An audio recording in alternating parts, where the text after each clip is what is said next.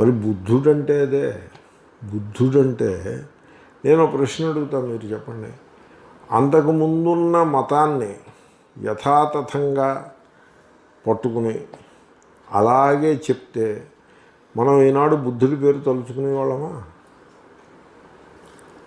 శంకరులైనా సరే అంతకుముందున్న భర్తృప్రపంచాచార్య వ్యాఖ్యానాన్ని ఆయన చదువుకుని ఎలా ఉందో అలాగే చదువుకుని మళ్ళీ తన శిష్యులకి అదే వ్యాఖ్యానం, ద్వైతాద్వైతం అదే వ్యాఖ్యానం పాఠం చెప్పుకుంటే ఈరోజు మనకు ఉపనిషత్తులు ఉండేవి, భర్తృప్రపంచం వ్యాఖ్యానం ఉండేది, కానీ శంకరులు ఉండేవారు కాదు.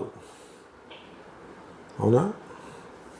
కాబట్టి రెవల్యూషనరీ అంటే ఒక న్యూ ఇన్సైట్, ఒక గ్రామ్ఫోన్ రికార్డ్ లాగా తయారైన మతాన్ని షేక్ చేసి దాంట్లో ఉన్నటువంటి అన్డిజైరబుల్ ఎలిమెంట్స్ని వైప్ అవుట్ చేసి ఒక వినూత్నమైన ఆలోచనా విధానంతో మళ్ళీ కొత్తదనాన్ని పట్టుకొచ్చిన ఆచార్యుణ్ణి మాత్రమే సమాజం గుర్తుపెట్టుకుంటుంది.